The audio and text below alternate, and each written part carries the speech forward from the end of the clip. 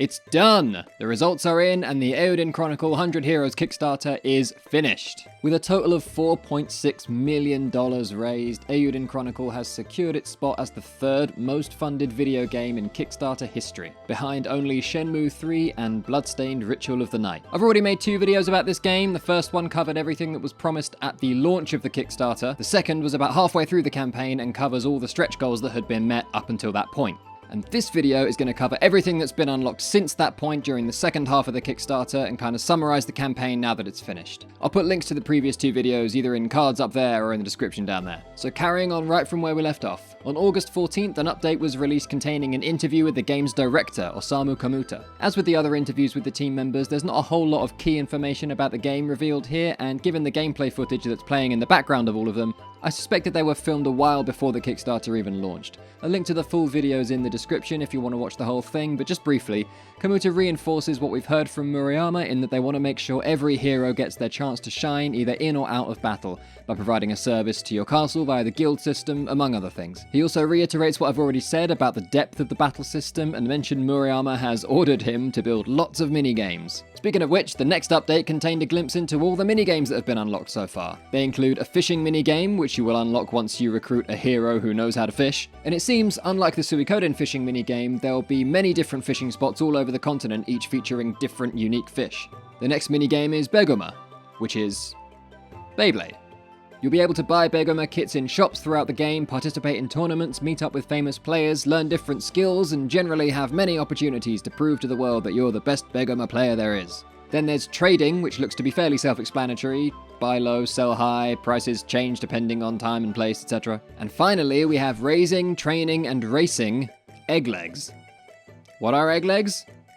These are egg legs. You can find them out on your adventures or buy them from traders. You can raise them, breed them, and send them out to race, egg leg racing being a very popular pastime in Iran. In fact, a new premium reward tier announced in this update was the chance to name a rival egg leg that you will encounter and race. Also announced in this update were some more backer rewards like a steel case for your physical copy of the game and a cloth map of the continent, but given that the campaign is now over, I'm not going to spend too much time going into all the different backer rewards. However, we did get a pretty cool look at the 3D modelling and printing process of the first figure prototypes. This footage is extremely early and in no way indicative of the final quality of the figures, but still an awesome look into the process, I think. The main thing that was announced in this update that I haven't even mentioned yet was a backer vote for character number 109. Yeah, you heard me right, 109. There's also a bit of a somewhat apologetic explanation of why they aren't stopping the character count at 108. Personally, I've got to say, I'm perfectly fine with it. I'm all for an homage, but I think if the total number of recruitable characters were 108, it'd feel a little too close for comfort, you know, like the game wasn't even trying to stand on its own. Remember the first of the new Disney Star Wars films where they basically just blow up the Death Star again at the end, and it was kind of like, huh, you're just doing that again. So I, for one, am glad that we'll have a new random 100 and something number to shoot for. Anyway, these were the contenders for Hero 109. The voting took place mostly on the official Discord channel, and the winner was this guy. But this guy came real close, and they've hinted that they might still try and include him in some way. Speaking of new characters, this update contained 2, but as with my previous video, I'm going to go over all of the new characters together in their own section after I go over all of the updates. In this update, we also got some words from both music composers on the team. Again, no real news on the game here, just some comments about how it feels to be a part of the project. Just a short statement from Sakuraba, but a much longer piece from Naruke.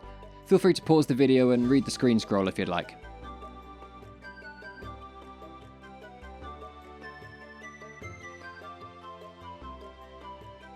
Speaking of music, the next point on the update was information about another way in which backers can get directly involved in the game, and that is that they will be gathering recorded samples of backers singing a phrase from the game's ending theme. Those recordings will then be worked into the final arrangement of the game's soundtrack. I think this is awesome. I'll be getting involved for sure, and I have every faith in their ability to fix it in post. Next came the announcement of the first official DLC package. At 3.25 million, an additional 5 to 10 hour downloadable adventure got unlocked featuring Marissa as the central character. And of course, if you back the Kickstarter, this content will be available to you for free.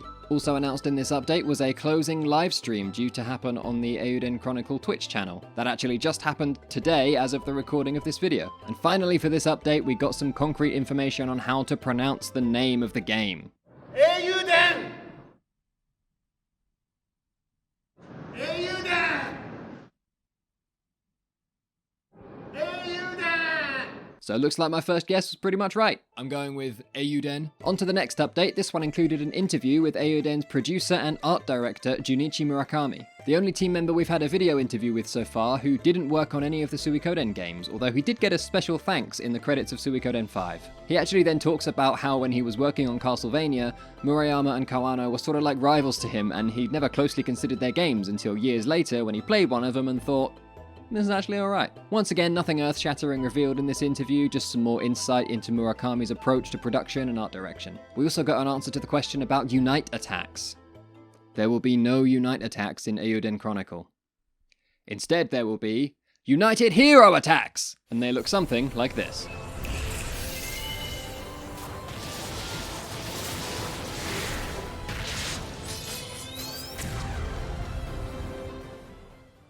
Next update. First up, something that looks suspiciously like a minigame, card battles. There'll be a collectible card game featuring characters and monsters from the world of Eiyuden Chronicle, as well as rivals for you to fight along your journey. Speaking of rivals for you to fight, we've unlocked duels. A one-on-one duel system with its own unique mechanics that will be full of choices and dramatic cutscenes. There will even be opportunities to negotiate with your opponents depending on the situation. Next, we now have a farming system. Once the fortress town develops enough, you'll be able to build a farm. On the farm, you'll be able to do farm things, such as grow crops and raise livestock to gain resources, all of which can be used as ingredients for cooking or just food for people who live in the town. You'll also be able to raise the rank of your farm, giving you access to new types of livestock and crops and stuff, meaning your fortress town will be able to hold more people, allowing you to develop it further, etc, etc. I know it sounds like we've got a lot of stuff like this going on in the fortress town, which we have, but honestly I think it sounds like it's all going to tie in together really nicely. And hopefully developing all of these individual pieces will feel nice and cohesive as they all come together to make one big functioning community or something. Next in this update, the developers wanted to reassure backers based on some concerns that have been raised. People have been getting worried that the team might be falling victim to something called feature creep, where they keep just cramming in one more feature without properly planning out the workload that their team's going to be able to take on. The message is basically, you've trusted us this far and we ask that you keep trusting us. They reiterate what they said at the start of the campaign, which is that they're ready to expand their team to take on whatever workload the stretch goals throw at them, and they remind everyone that they've always worked on games with huge casts and that the scope of this game is not too far outside what they've dealt with before. We've seen the prototype footage and they've been transparent from the beginning about what they will and won't be able to do, but that now is the time to set big dream goals for the big dream game, and that's what they're doing. I honestly still have full faith in this team of veterans that they know what they're doing and they're not going to let us down by trying to spread themselves too thin or cram too much in or anything.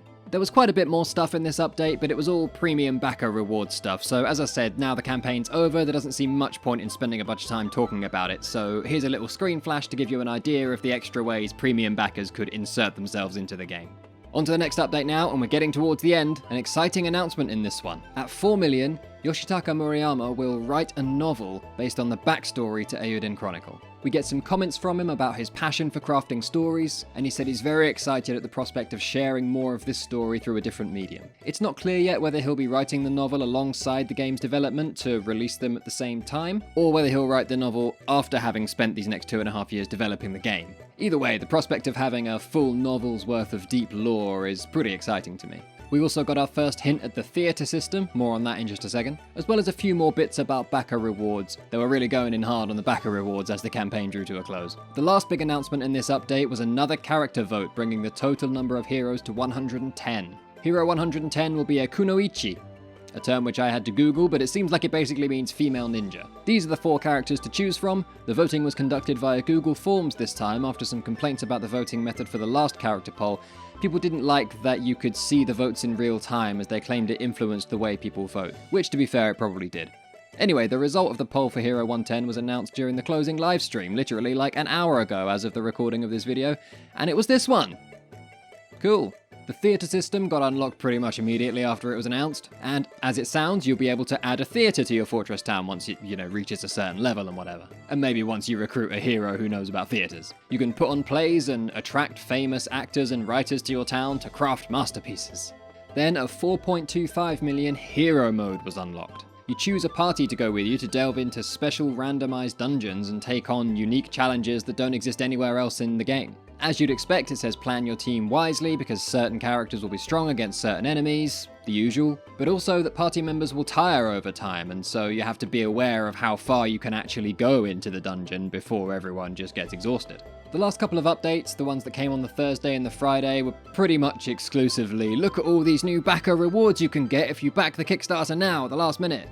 So I'm not gonna go through all of that because there's no point now, it's over. There were some stretch goals met right near the very end that didn't have time to actually make it onto an official update. They are asynchronous mode. This allows you to share data about your game, so your selected party and your fortress town setup, with friends so that they can take on your army without you even having to be online. And when I first read that, I was like, you can do it without you even having to be online, implying that there is a way to do it with you online, like an online PvP thing. How have I missed this? This is huge. But no, that does not exist. But still, pretty cool that you can upload your whole setup and have your friends play against it. Next up is some more DLC, available for free for backers, obviously. And it's a Fortress Town asset pack, allowing you to customize your fortress town in the style of a Chinese or Japanese castle.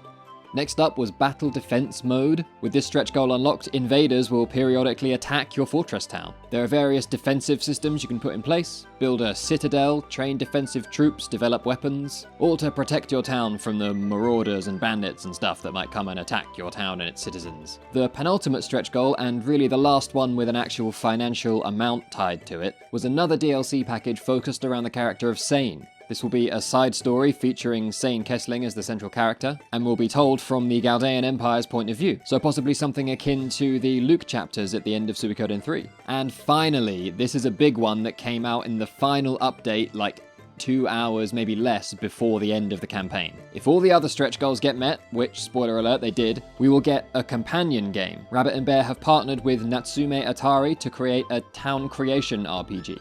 Natsume are known for the Harvest Moon series, and Natsume Atari have made some great pixel games like Ninja Warriors and Wild Guns. The game will be released before the main game, so hopefully something to tide us over during the development period. It will feature a variety of different lifestyle mini-games, and these will allow you to gather a range of materials to build up your town or farm or house. The idea is that you'll then be able to transfer all of your gathered materials over to the main game once it's released, giving you a bit of a head start on the crafting and building of the fortress town. We'll also meet a few characters from the main game, and the plan is to have some kind of battle system, but talks are still ongoing about that. The team mentioned that the fact that they have partnered with Natsume Atari on this companion game means that hopefully minimal stress will be placed on the core team while they develop the main game. Now all of that's super exciting, but there's a bit of a catch. Since it's not technically DLC for the main game, and since for console platforms download codes are very expensive, which would mean a huge cost for the team if they were to just give this game away for free, they are charging backers $7 or 700 yen for this companion game. This will still be much cheaper than the retail price, but alas, not free like the main game DLC.